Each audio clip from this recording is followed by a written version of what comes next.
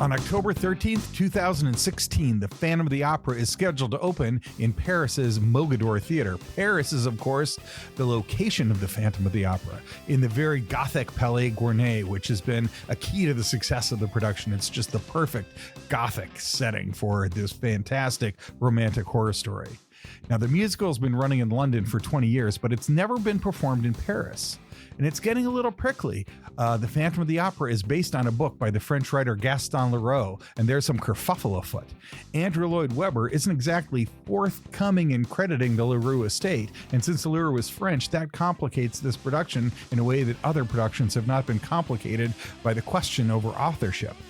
And everything has now been worked out to the satisfaction of the estate, the lawyers, the production company, and the theater, but not, perhaps, to the satisfaction of the Phantom.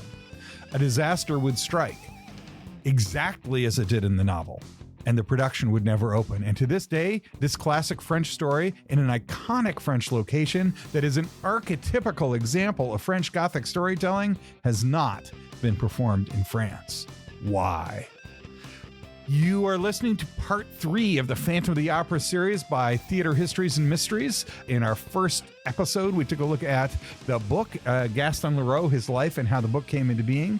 In the second part, we looked at the 1925 silent Lon Chaney Sr. movie, and today we're going to take a look at the musical. We're going to look both at Andrew Lloyd-Webber's account of the musical and how it came into being. We'll also take a look at other accounts of the musical, and finally we'll get to the big question, why does it work? Why does it work so well? And in the end, we will get back to what doomed the 2016 production.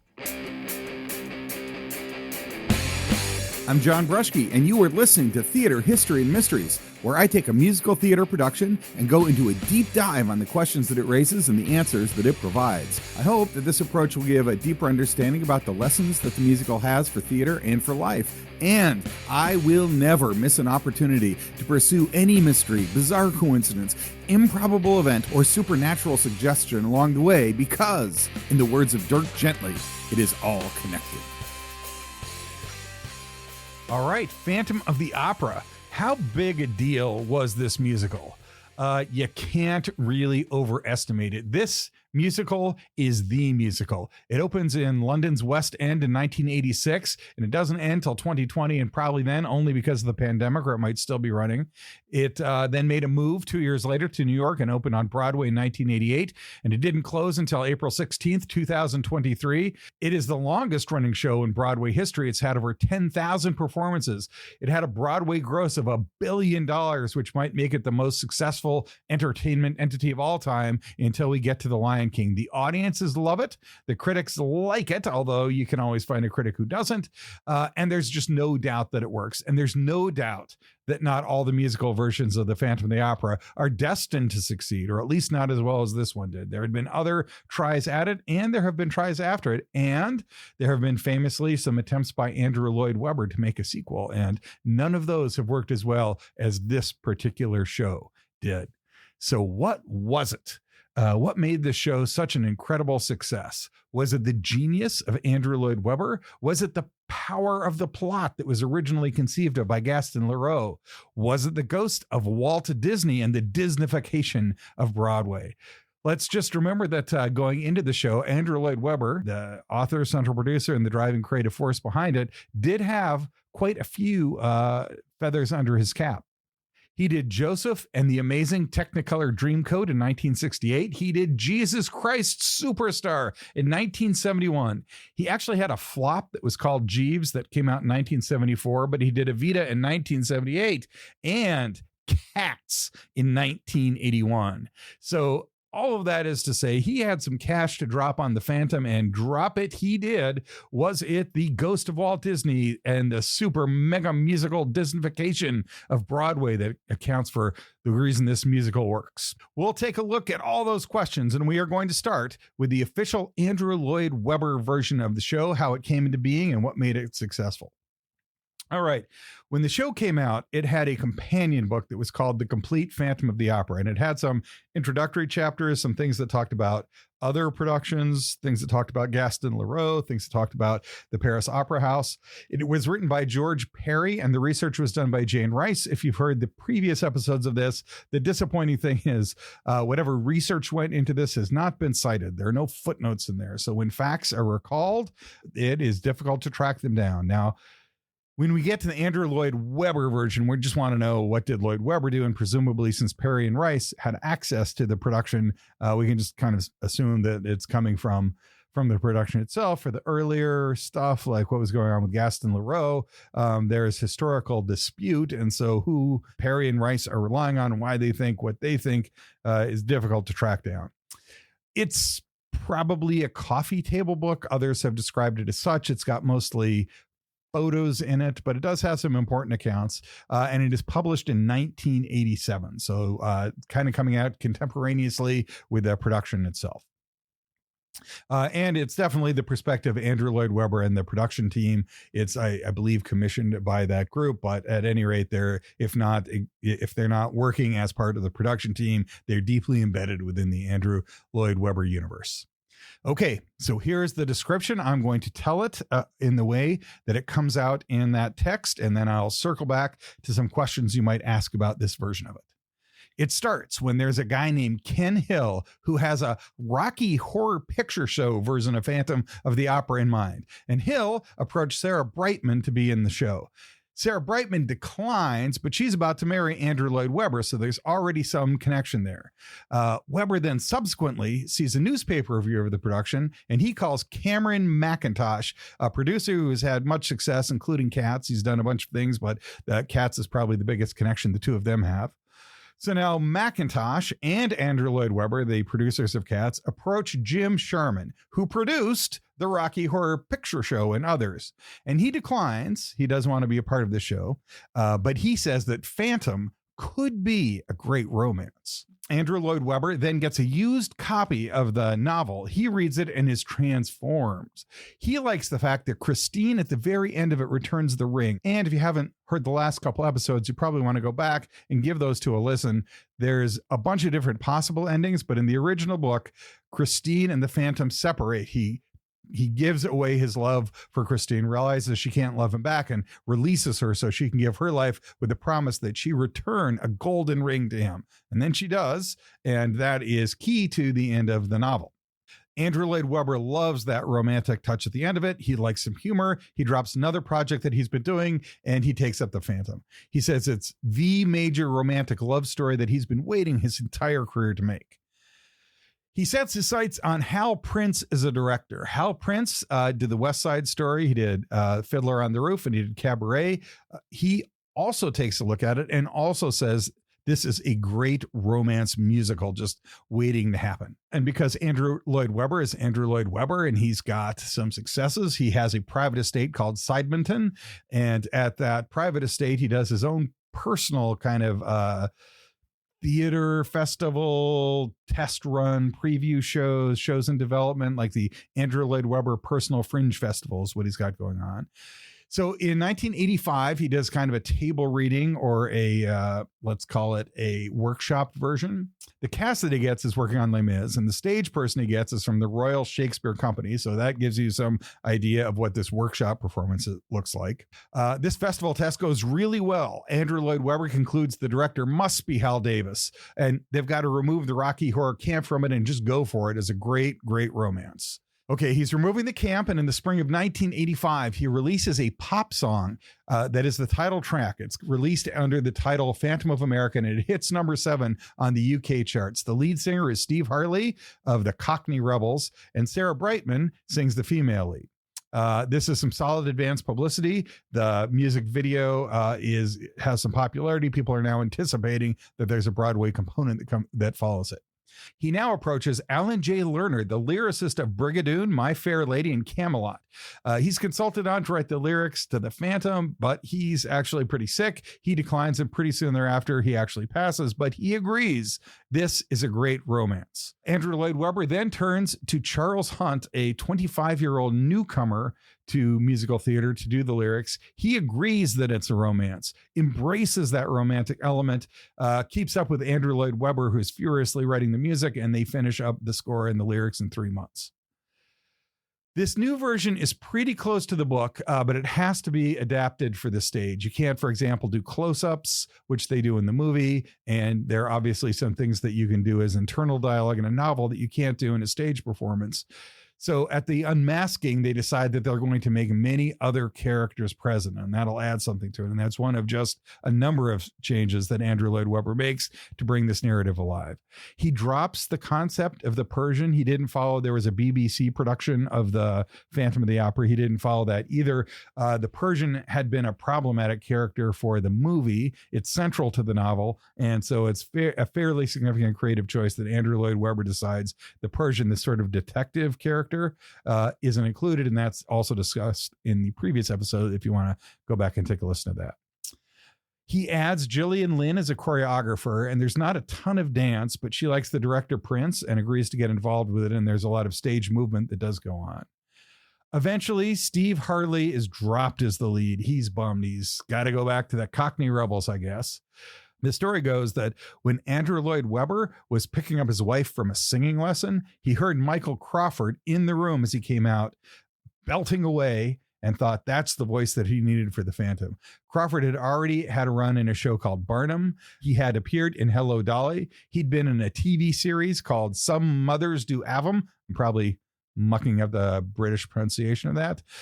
He had some child training in the opera, among other things, but he is the choice for the role and turns out to be a brilliant one. They bring in an illusionist, a guy named Paul Daniels, to help with the tricks, especially the disapparition where the Phantom will disappear and then reappear at various parts of the show.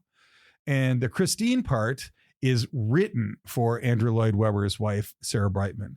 But he goes ahead and holds legitimate auditions, that there are other people who try out for the role. They get a serious shot, but eventually Brightman, for whom the role is written, secures it. She performs brilliantly on the stage. The role requires some on-point dancing. That's because in the musical, Christine is plucked from the ballet to become the lead singer by the Phantom. It's slightly different in various other renditions of the story. Because it is so hard to sing and dance that role, it's limited to 6 performances a week. Steve Barton is a dance captain who was formerly in a show with Gillian Lynn, the choreographer. And so she recruits him to come to London, kind of sight unseen, just say, come on out. Something important's happening. I think it would be good for you to be here. So he drops what he's doing. I think he's on vacation. He stays in her apartment to save some money. And then he eventually auditions and gets the role of Raoul. He's the third leg of the love triangle. He's the member of royalty who's also courting Christine. Now the cast is in place. The creative choices have been made. The venue is Her Majesty's. That is the original theater for the West Side Story and The Fiddler. It was actually built in 1897, so it's not the Palais Garnier, but it still has wooden machinery under the stage that still works. It's still a very old theater that's got a lot of character to it. Andrew Lloyd-Webber doesn't like the fact that this was the venue that actually hosted Jeeves, which had been his one failure to date. But they agreed to use the theater. They tried to incorporate the theater into the show, and the text actually claims that it would have been possible to open the show in 1897 using the original technology that they had then. I'm not sure how literally true that is, but it's definitely the case that they are using whatever the theaters got to put on this production. There's a bunch of logistics that need to be worked out. There's a prologue that is set in the future that shows the chandelier in pieces being auctioned. It rises up and then it falls at the end and is a nice little touch. The lot number to the broken chandelier that's being auctioned off is 666. They spent a bunch of time making sure that the music worked visually so that as it was being sung and you watched it being sung, it worked out well. John Hurt, who did the makeup for the Elephant Man, is hired for Phantom of the Opera to give the Phantom his hideous appearance. The makeup originally took 3 hours, but they got it down to 2, but that's still a ton of time to spend in makeup before a show, especially a show that you're going to run 2 hours some days. Brightman, for her part, took 3 hours to warm up for the role of Christine. The wings were cramped, and the act 2 actually starts with this great big stairwell thing. It's a masquerade ball, and the Phantom appears in a costume for the Red Death. To make that work, Crawford had to get on a forklift wearing a contraption on his head that made it so he couldn't really see, and he had to get fork lifted up so they could appear at the top. He hated doing it. I can just imagine how terrifying it would be to be unable to see here this mechanical thing, get on it backstage in this cramped backstage, and then have to appear at the top. But those were just an example of how cramped these logistics were to get worked out. The opening was highly anticipated. There were a whole bunch of shows that had sold out before it even opened. This went well beyond the music video and the single that they had released as a pop rock song, but that was part of it. And all of their efforts went towards selling out the opening shows, and that worked. There are setbacks before the show, and the press was speculating that maybe the setbacks were due to the curse of the Phantom, that the show itself was cursed.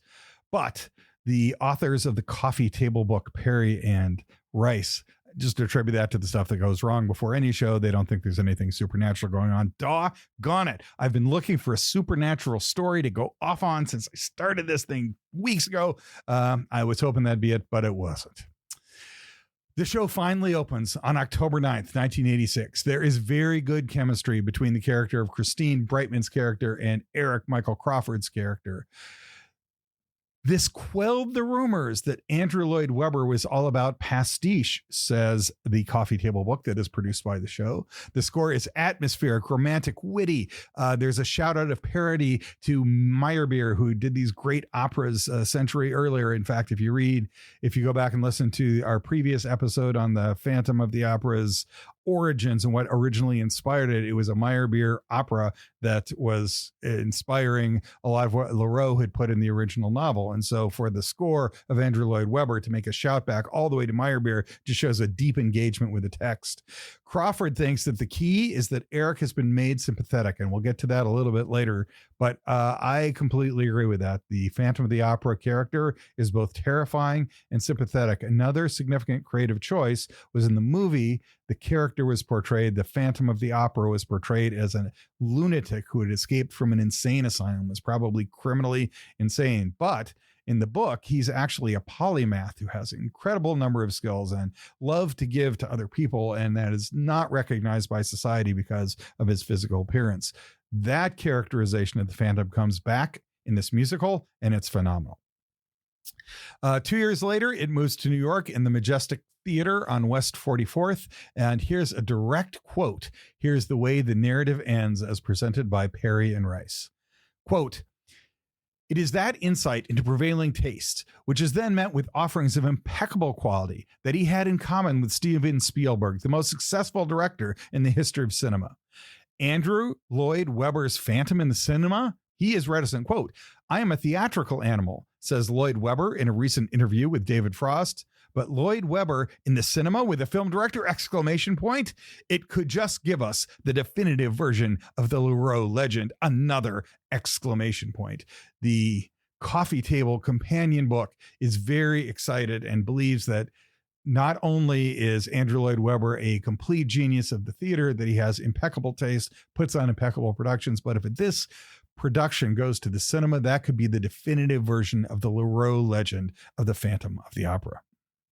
All right, we are about to launch on the reasons you might have detected a tone of skepticism in my voice as I was reading that. But before I get into that, I just want to say, undoubtedly, this show was sensational. It made $1 billion. It was definitely a romantic treatment of the Phantom of the Opera novel. It definitely got to the roots of the novel in a way that other productions had not. It resonated with audiences, and it did something to address Andrew Lloyd-Webber's concerns about his credibility as a serious intellect.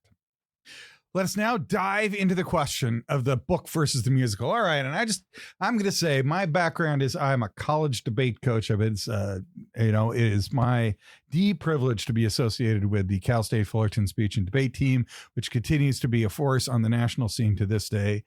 But one thing you get in debate is that there are two sides to every story. And if you hear both sides out, what you'll find is the truth. That isn't always in the middle. Sometimes somebody's just right and somebody's just wrong. And maybe what I'm about to discuss are more petty squabbles than deep intellectual concepts. But I think if we work our way through them, we're going to find out something about what makes this musical work. So let's consider now not just the Andrew Lloyd-Webber version of the musical as told in his autobiography, as told by Perry and Rice in that coffee table book, The Complete Phantom of the Opera. Let's look at the disputes that have come up around this production. Okay. This account seems to me, and this is no one's opinion but mine, to have some distortions. If you just look at the logic of the thing and that story as it was told, here's what I'm not quite buying about that account in the book, The Complete Phantom of the Opera. He says that he likes the idea of the Phantom. And then as soon as he watched it, both he and the first person he showed it to watched the 1925 version of it. That is the silent film version of it. And they said that, quote, in spite of its intrinsic flaws, Andrew Lloyd-Webber is very much taken with the story. And what flaws? He hasn't read the book yet. He reads the book and then he falls in love with it. Is he talking about the flaws of the movie or the flaws with the novel? And I don't think he can be talking about the flaws of the novel, but phrasing it in that way makes it seem like as soon as Andrew Lloyd-Webber heard this, he knew there were some problems with his story. That's a little suspicious in light of the things that we'll talk about in a little bit. Now, the other thing is he says that he reads the book and it's a major romantic love story, and the one that he's been waiting his entire career to make. Well, you know, it's a stalker story, and the movie is a horror movie. It's not a romance. And it is true, it's a love story, but not like a Romeo and Juliet, we've fallen madly in love with each other, and yet circumstances keep us apart tragedy. It is a I love Christine, says Eric, and she just doesn't love me back. It's more of a stalker story than a romance. And when they make the film, they struggle so much they come up with 8 different endings for the 1925 silent show. The book is indeed romantic, but in the movie, the end scene is that the mob kills him Frankenstein style and throws him in the Seine. It's possible to read that as a romance, but I don't think you'd read that and just immediately say, oh yeah, this is a great romance. Then he sets his sights on Hal Prince, the famous director, who also calls it a great romantic musical. And then he shows it to Alan J. Lerner, the lyricist, and he says it's a romance. I don't think either of those two are believed to have read the book. He picks Charles Hunt, the 25-year-old newcomer, to do the lyrics, who also says this is a romance, and he embraces it a romance, keeps up with Andrew Lloyd-Webber and finishes it. It was an out-of-print book that is a Sherlock Holmes-style detective novel. There's also a 1925 movie that's definitely a horror show. In fact, those producers of the silent film decided we are going to not portray him as a romantic character, but as just a villain, and attempts to rehabilitate him or make him seem sympathetic don't seem to work in the early showings of the film. So they've got 8 possible endings and they trash everything that attempts to make him a sympathetic character and instead just say, here's the Phantom, he's the monster, this is a horror story, you should hate that guy. That is the story that Andrew Lloyd-Webber wanders across. But he would have us believe that 4 separate theater people all pick up this narrative and say, oh yeah, this is a great romance. To me, that's a bit of a stretch. It seems more to me like you're Andrew Lloyd-Webber, who's got Cats running and Jesus Christ Superstar under his belt. And you walk up to somebody like, say, a 25-year-old lyricist, and you say, hey, this is a great romance, right? What is the 25-year-old, going to say to this person who can now make his career? It seems to me like at some point, Andrew Lloyd-Webber decided he wanted to make it a romance, not that he walked around to 4 separate people and everyone took a look at it and said, this is a romance. The second thing that strikes me as a little bit of a stretch from the way it is described in the Andrew Lloyd-Webber account is that the Christine part was written for his wife, Sarah Brightman, but he held legit auditions for other people. Yeah. If you've, ever auditioned for a part that your high school theater director's child was also auditioning for, you know how objective that is likely to be. It is too much for me to believe that Andrew Lloyd-Webber had written the part for his spouse that he thought was perfect for the role, but he also held legitimate auditions. That is a little bit too much for me to believe. And finally, it is worth dwelling on this 1985 song. This is mostly just a random side quest. It doesn't really have anything to do with the central narrative, but it entertained the heck out of me. I hope you'll give me 5 minutes. Okay, as you listen to the song, and if you really owe it to yourself, I've put the link in the show notes that you can click on, and it'll take you directly to this 1985 song in the video.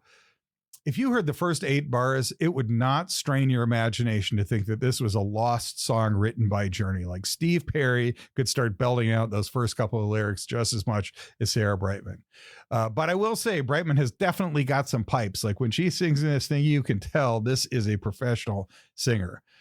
But visually, this is about as 1980s a 1980 video could possibly be. The real villain in this story is not the Phantom of the Opera. It is Raoul's mullet. Halfway through the thing, right? There's the Phantom, and then there's Christine, and they're singing back and forth. There's tragedy going on. And finally, they cut away to Raoul, who's this guy who looks sort of like Starsky from Starsky and Hutch, but he's got a mullet that John Hall, in his most absurd moment, would blush. The lead singer for Twisted Sister would not have appeared with this hairstyle in public. Woo. I mean, when the Phantom cuts down the chandelier and it crashes on top of Raoul, it seems more like he is saving Christine from Raoul's mullet than he is trying to kill a would-be suitor. What is a little strange about it is that since the book was out of print and the musical had not yet appeared, I don't know how anyone would know that the guy sitting in the audience that had the chandelier fall on him was a suitor for Christine. He just seemed like a guy with a mullet. But it did have more of a plot than Toto's Africa video, where for some reason a guy shows up with a spear and throws it at the band. There is definitely some kind of interaction between the Phantom and Christine. He's trying to mentally enslave her. It seems like he kind of does. Then all of a sudden she's singing, Raoul's in the audience. The Phantom cuts the chandelier and it kills him. The coffee table book kind of oversells it and how successful this was. It does say it was number 7 on the UK charts, which is true. It got as high as number 7, but it was only on the charts for 10 weeks. And from what I can tell, that was only the UK charts, and it never made it to the US charts. Other British bands certainly did in the year 1985. If you hear the phrase, "Wake me up before you go," and a cold chill runs down your spine because of horrible flashbacks you're having to the year 1985 in the college dorms, if you, like I am, 50 years old.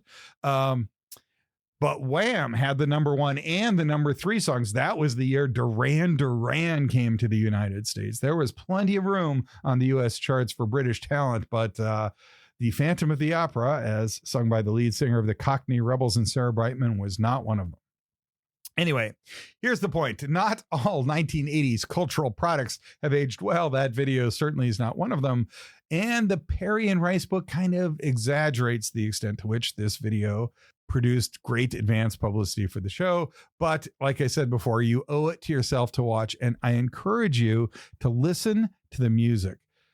The Perry and Rice book talks about the score as if it is this majestic and brilliant combination of different scales and instruments meshing together. I suppose that is true, but this music video proves that it can also just be 3-chord rock. The same melodies, the same chord progressions, the same walk down scale they have in that chorus. The Phantom of the Opera, as it walks down that scale, kind of unexpectedly and out of step a little bit with the rest of the song, is definitely there. It just sort of proves that, yes, the music could be brilliant, but also it could be a cheesy 1985 pop song.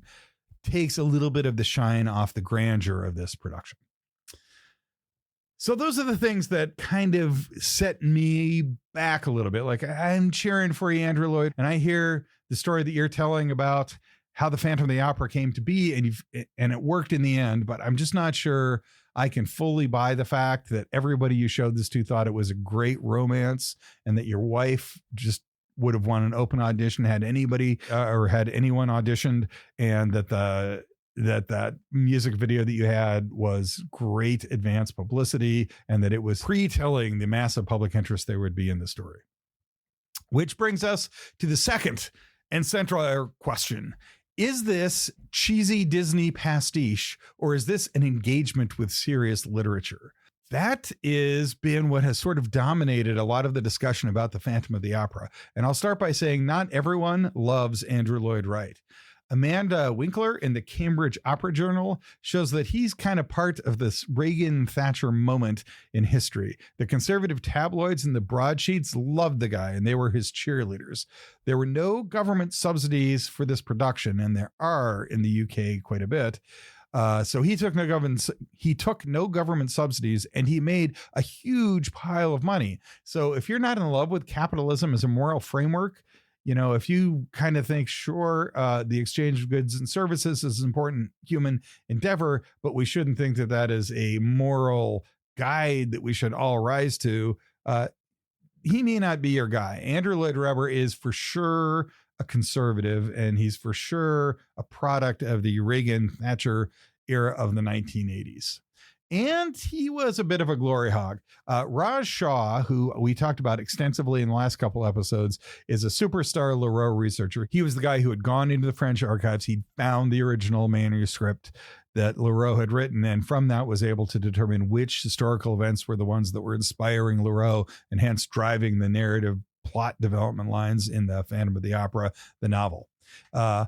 So he's got some significant research chops, and here's a quote that comes from him in an article that he wrote in 2020. Quote, "Commentators have frequently observed Lloyd-Webber's proclivity for maximum control over his output.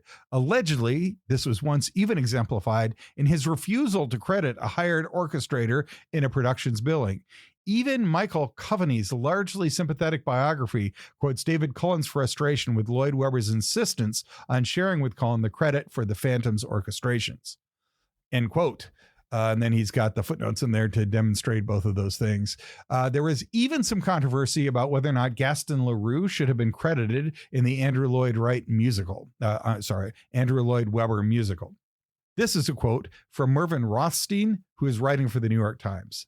Quote, "Bill O'Connell, an assistant film producer in New York who had been active in the battle to keep film revivals at the Regency Theater, a battle he lost, noticed that Mr. LaRoux's name was not mentioned in the official production billing for Phantom. He found this, quote, morally offensive, end quote, he said, and organized a coalition to get Mr. LaRoux the credit he felt the author deserved.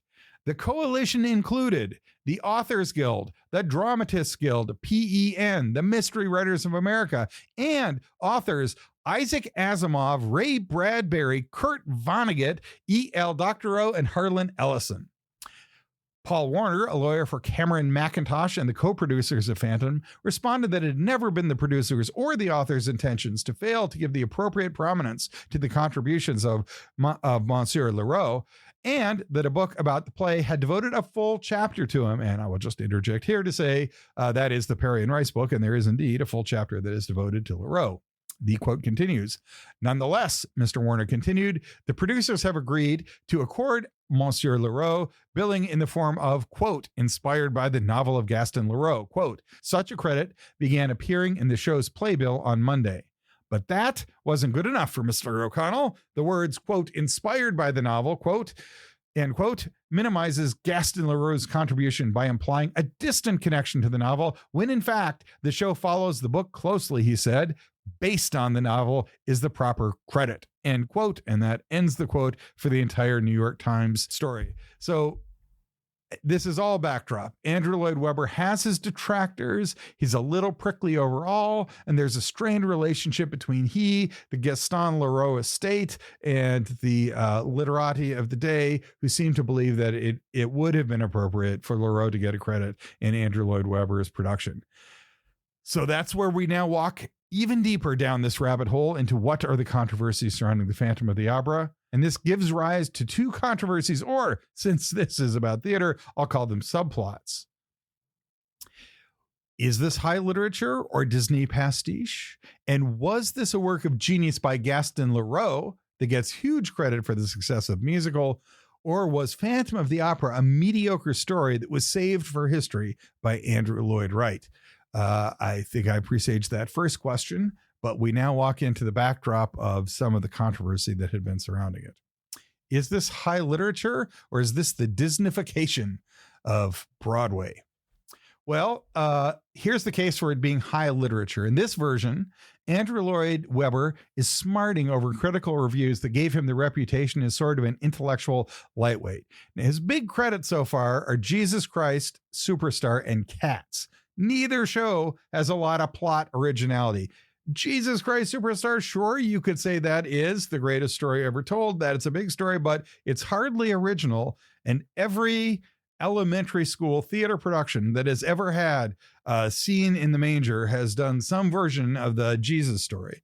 That's not to say that it didn't have some intellectual merit, but it was hardly an Andrew Lloyd-Webber original. And Cats has almost no plot at all. I don't know what T.S. Eliot was imagining, but he produced some entertaining poems about cats. Go, I am Team Cat. Cats versus dogs is no contest. Dogs slobber. Cats snuggle with you and they purr. It's just so much better. But as a plot device, it is hard to get deeply emotionally involved in which cat is going to make it to the Heaviside layer. There's high production value. It's an entertaining production, but there's not a ton of intellectual heft. And if you look at that CGI remake, you know, if you're remaking a movie, throwing every bit of technical prowess you can at the production and put Taylor Swift in it, and nobody wants to watch it, that's a sign that maybe the plot is not what is driving the success of that musical. Perry and Rice don't dwell on this extensively, but they do allude to it in a single sentence. There's clearly some spot, some raw nerve that Andrew Lloyd-Webber has about being simply a purveyor of pastiche. And Raj Shah presses this point quite a bit in his 2020 article. He says that high culture critics don't like Phantom, but he also finds that they too are enormously elitist. Here's the quote that came out of his article, quote, Lloyd-Webber's own complicity in this age of the techno musical with his Starlight Express had done little to enamor him to contemporary critics whose approbation he fervently craved. As an adult statement intended to redeem his critical reputation, therefore, the stakes were high for Phantom as the composer-producer's next theatrical endeavor. Phantom was going to be the show that proved that Andrew Lloyd-Webber was could put serious intellectual content in his show. It didn't just have to be about cats, and it didn't just need to be a rehashed Bible story. And so at the outset, at least, Andrew Lloyd-Webber is going to get some literary chops by sticking to the original text. And check out this academically elite sentence that is also produced by Shaw. Quote, Lloyd-Webber and his creative team thus position their project in sharp contradistinction to the previous Anglo-American film adaptations by invoking LaRoux's novel as the primordial text of the Phantom myth and simultaneously situating their show as firmly predicated upon this fons et origo. Fons et origo is Latin. You know, nothing makes it sound like you're trying to say I'm a little bit smarter than you are, then dropping a Latin phrase into a sentence you didn't have to. And instead of saying they were going to stick to LaRoux's original novel, saying something like they will invoke LaRoux's novel as the primordial text. Okay. Yeah. Raj Shah, you're one of my heroes. That sentence probably could have been put forward more plainly, but it does seem evident that what Shaw is saying is that Lloyd-Webber is trying to stick to the original text so he can get the literary gumption that you would get, the literary guts you would get from sticking to a great novel. And he ends his quote by saying both British and American reviewers of the original West End production welcomed this reversion to the story's origins.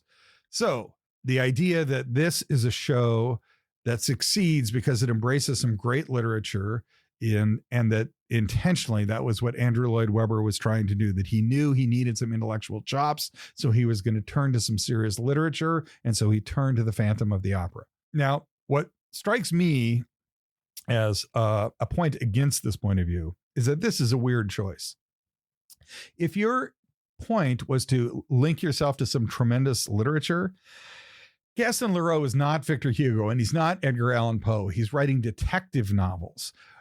Even Raj Shah thinks that right now Gaston LaRoux is about to be recognized as a great writer, a great author, somebody who can produce great literature. But everybody agrees that that's not who he was at the time, and that's not even how he is thought of now. He's written some important detective novels. He's written stuff that some people still read 100 years later, but it's not great literature. If indeed your motivation had been, I'm going to link myself to some fantastic literature that everyone could recognize as part of the canon and part of the epitome of human experience, you probably wouldn't have picked Phantom of the Opera, and you probably wouldn't have picked Gaston LaRoux. Now, the flip side is that maybe the Phantom of the Opera succeeded not because it was linked to great literature, but because it was part of the Disneyfication of Broadway, the massive techno musical, that you went from something that emphasized great plots or great songs or great singing and great dancing, and you replaced that, supplemented it, maybe overshadowed it with these massive production values where you had incredible special effects on the stage and you had visually stunning things at all time, and your characters weren't just acting really well, but their costumes were over the top. And it was like walking down Main Street, USA, in sort of an almost immersive experience. Amanda Winkler, who you'll remember as our author who is publishing in the Cambridge Opera Journal, wrote this, quote, David Richards in the Washington Post took a similar tack, worrying that smaller treasures would be obliterated by Lloyd-Webber's mega musical. The consumer mentality, the concern for staying on top of the trends, has also affected our playhouses. According to Richards, audiences no longer went to the theater because it is one of the civilized and civilizing endeavors that mankind, humankind, has managed to come up with over the eons. Instead, audience flocks to events that were thoroughly hyped by a massive marketing apparatus. The quote ends there. What Winkler and Shaw are concerned about is that this techno mega musical Disneyfied production just wipes out everything else in the theater. Everything just becomes spectacle. It becomes something that you can buy. It becomes a hyped up like a Marvel movie super release thing, and that has the effect of wiping out all kinds of other cultural elements. That is a concern of them, and the feeling here is that you're not succeeding, Andrew Lloyd-Webber, because you have intellectual content and you're connecting to great literature. You're succeeding because you're essentially Disneyfying Broadway. And Winkler concludes that he probably won. Here's the quote. Lloyd-Webber's new musicals have opened a much altered theatrical landscape from that of the 1980s. Considering the corporatization and Disneyfication of Broadway in the West End, it seems clear that the Lloyd-Webber and Reagan-Thatcher capitalist model of arts funding and theater production has largely prevailed. The quote ends there. But Winkler does think that it came back to bite him when The Lion King and The Book of Mormon eclipsed all of the Andrew Lloyd-Webber productions.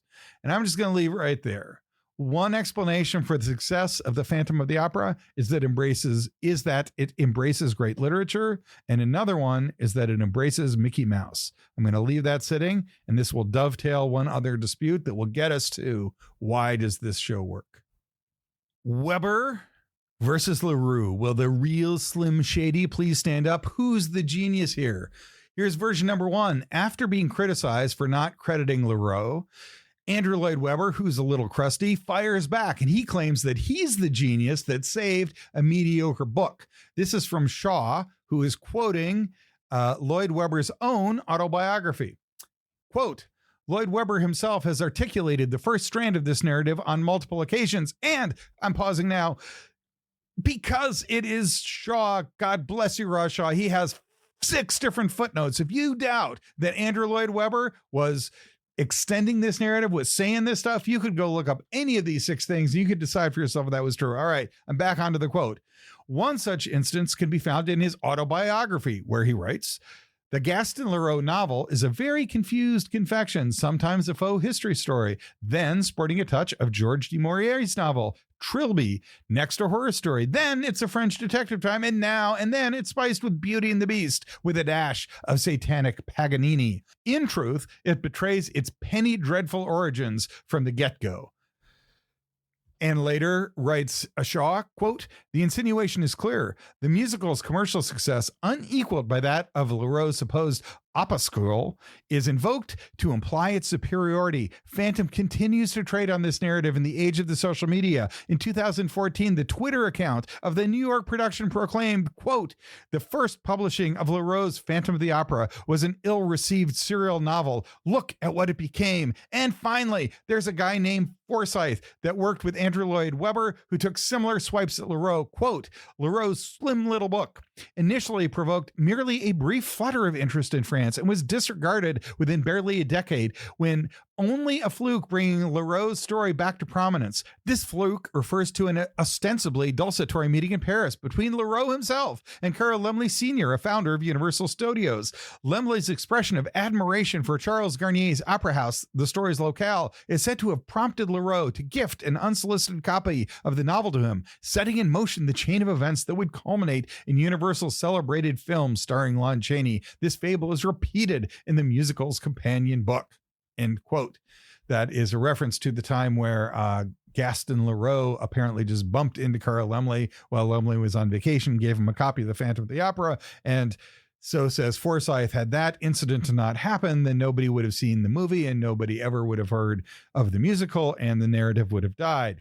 Shaw disagrees with all of this. He thinks that the initial book's release was a commercial success. He thought that initially the critics liked it. He thinks that the audience was wide and well educated. It's supposed to be a mix of genre. That's the point of French Gothic, says Shaw. And Universal probably didn't pick it up because of a chance encounter. If you listen to the previous episode, we go over in detail all the different accounts of how it was Universal picked up that movie, but it was probably not a chance encounter between LaRoux and Laemmle. To counter all this, Shaw also takes a look back at the things that Andrew Lloyd-Webber did that failed after The Phantom of the Opera.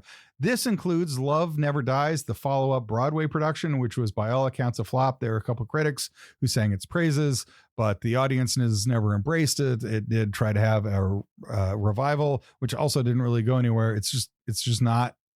It is not nearly as good as Phantom of the Opera. And unless you're Andrew Lloyd-Webber, you probably believe that to be true.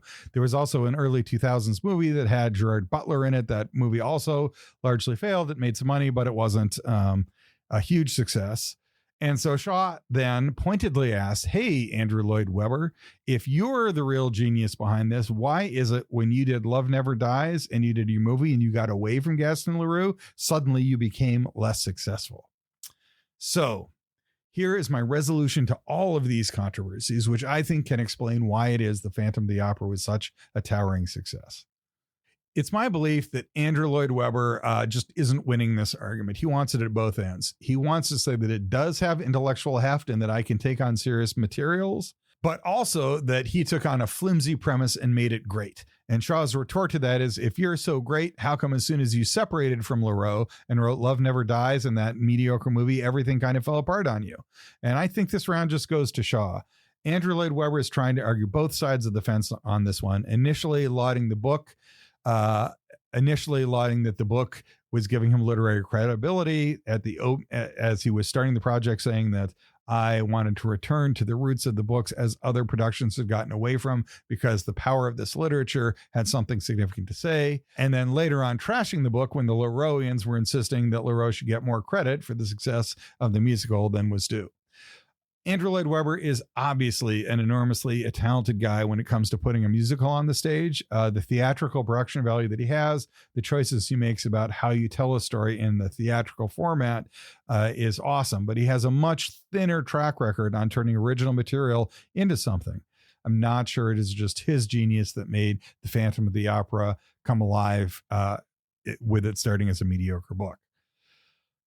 But on the other hand, as I've already mentioned, The Phantom of the Opera isn't really great literature. It's a pretty compelling detective story, but it is a fantastic character. The Phantom himself stands out as an archetype, and we talked about this in the last couple episodes. He is the villain with a lair before there are James Bond villains that have lairs. You can just see him sitting there petting his cat, thinking wicked and evil thoughts, and it is that character that really made the book work and made the 1925 film work and does make the musical work.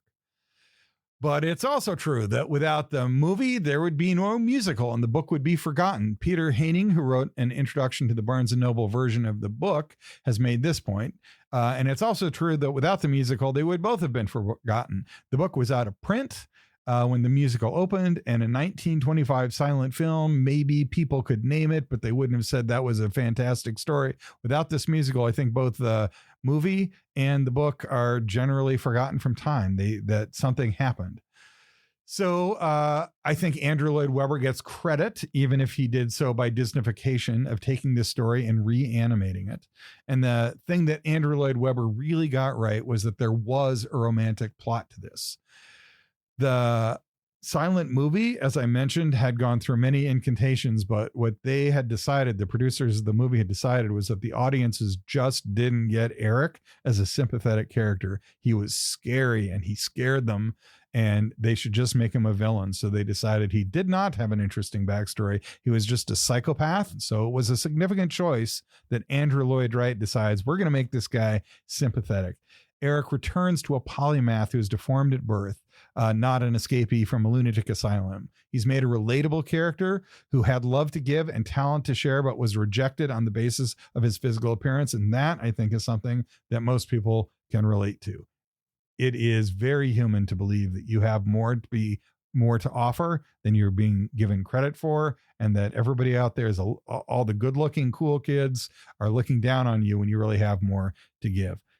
There is an extended quote from Michael Crawford in the Perry and Rice text that I think does a perfect job of encapsulating this. And so I'm going to read it to you directly. This is from page 80, and they're the direct words from Michael Crawford.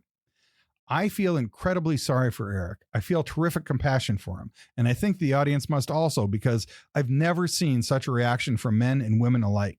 They enjoy it in an emotional way. It's as though anyone who's ever felt love will come out crying. They feel sympathy toward that man's plea, that cry he makes at the end. Even Kate, my dresser, wept when she saw it.